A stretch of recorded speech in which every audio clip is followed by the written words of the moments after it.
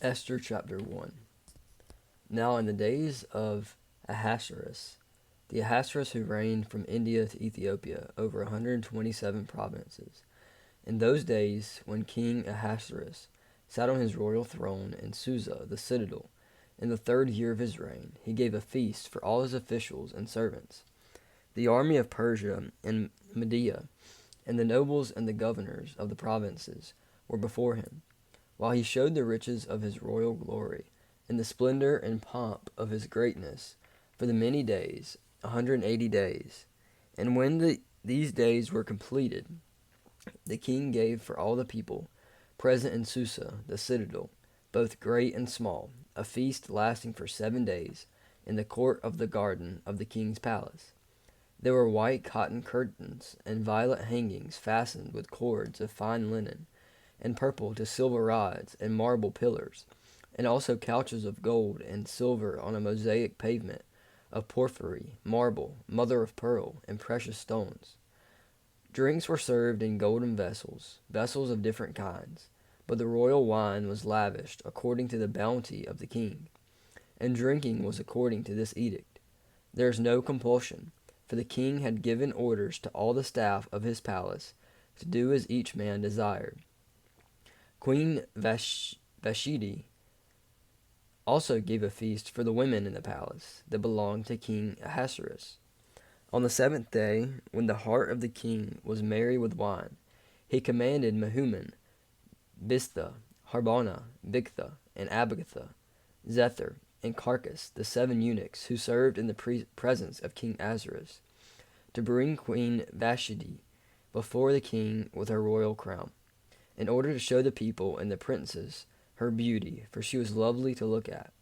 But when Queen Vashti refused to come at the king's command, delivered by the eunuchs, at this the king became enraged, and his anger burned within him.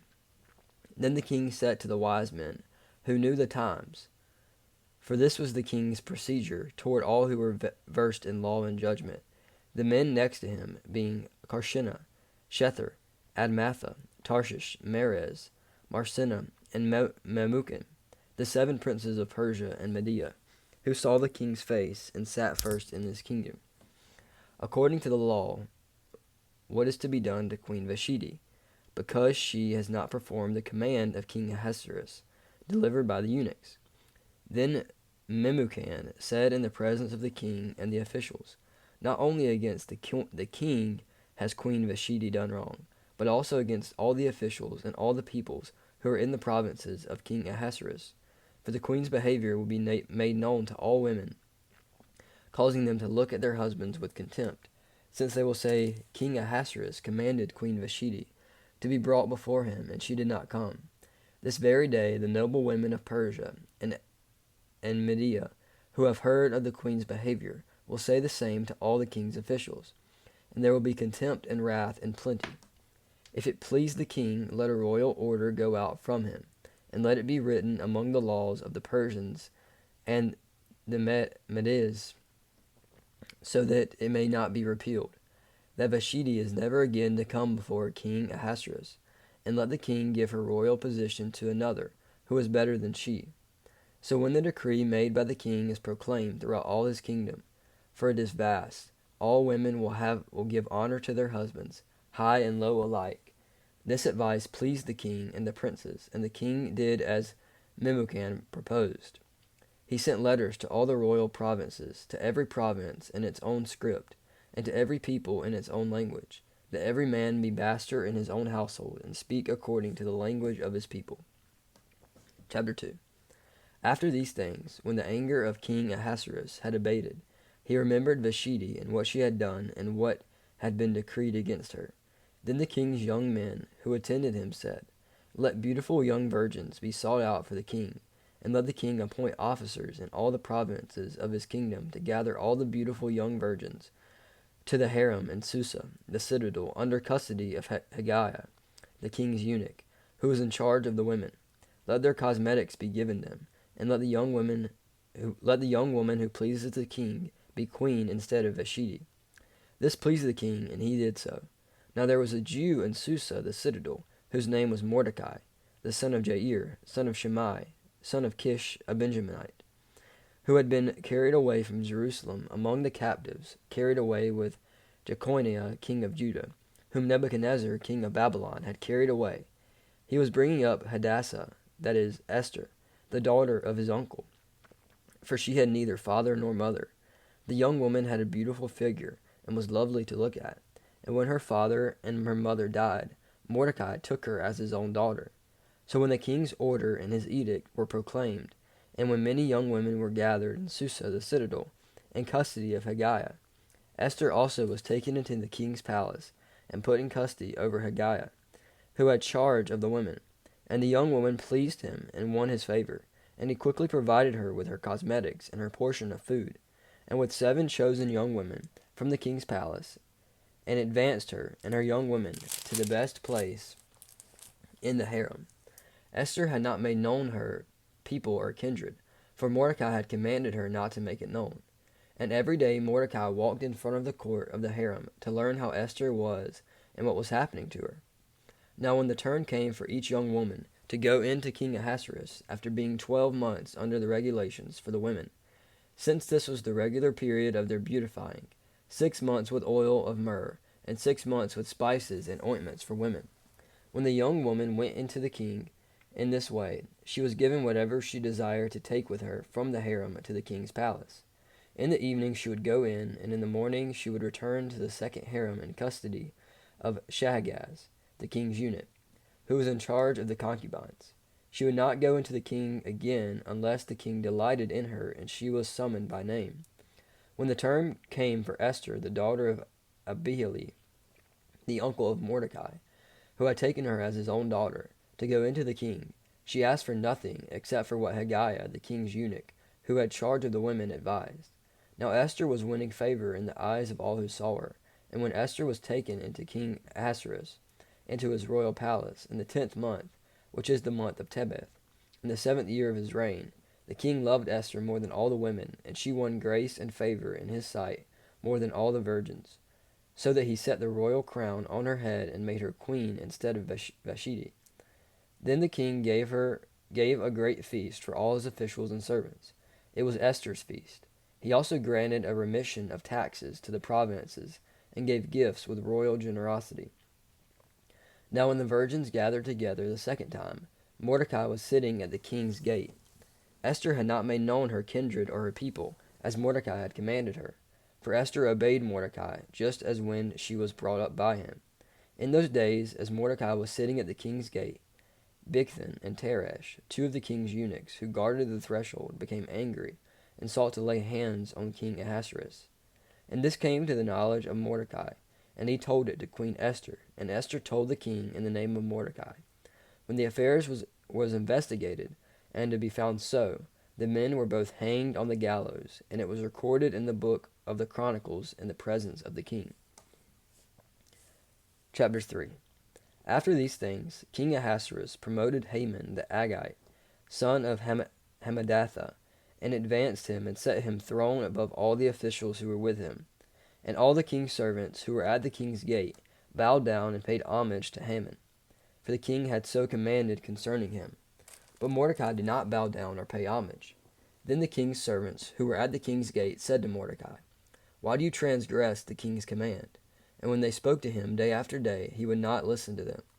They told Haman, in order to see whether Mordecai's words would stand, for he had told them that he was a Jew.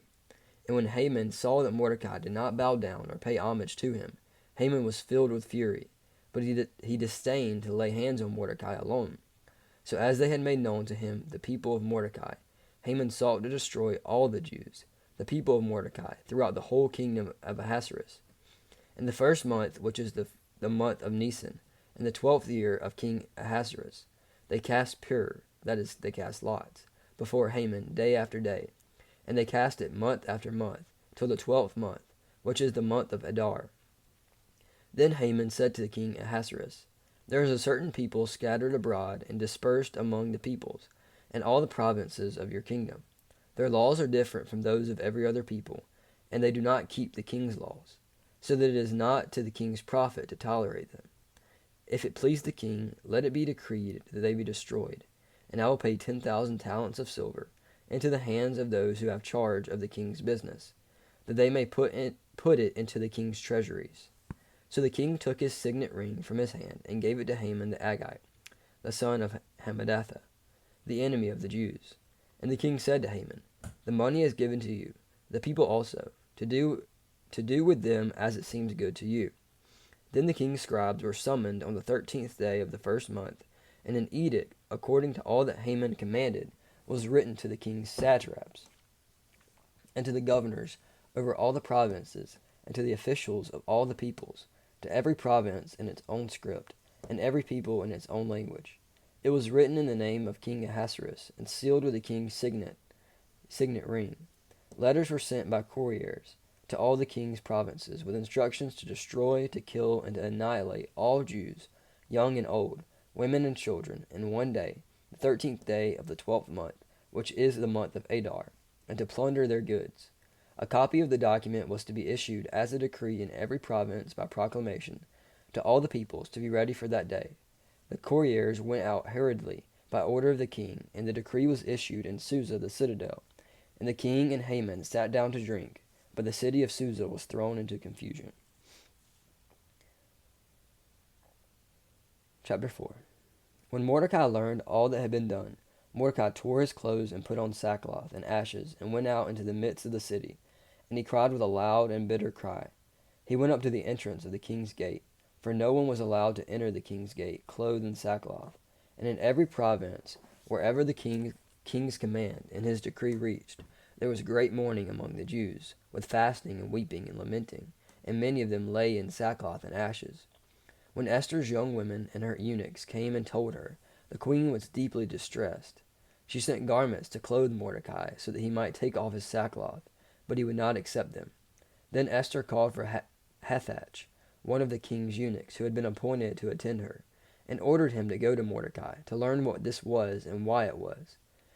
Hathach went out to Mordecai in the open square of the city in front of the king's gate, and Mordecai told him all that had happened to him, and the exact sum of money that Haman had promised to pay into the king's treasuries for the destruction of the Jews. Mordecai also gave him a copy of the written decree issued in Susa for their destruction, that he might show it to Esther and explain it to her, and command her to go to the king to beg his favor and plead with him on behalf of her people. And Hathach went and told Esther what Mordecai had said. Then Esther spoke to Hathach and commanded him to go to Mordecai and say, "All the king's servants and the people of the king's provinces know that if any man or woman goes to the king inside the inner court without being called, there is but one law, to be put to death, except the one to whom the king holds out the golden scepter, so that he may live. But as for me, I have not been called to come into the king these 30 days." And they told Mordecai what Esther had said. Then Mordecai told them to reply to Esther, "Do not think to yourself that in the king's palace you will escape any more than all the other Jews. For if you keep silent at this time, relief and deliverance will rise for the Jews from another place, but you and your father's house will perish. And who knows whether you have not come to the kingdom for such a time as this?" Then Esther told them to reply to Mordecai, "Go, gather all the Jews to be found in Susa, and hold a fast on my behalf, and do not eat or drink for 3 days, night or day. I and my young women will also fast as you do. Then I will go to the king, though it is against the law, and if I perish, I perish." Mordecai then went away and did everything as Esther had ordered him.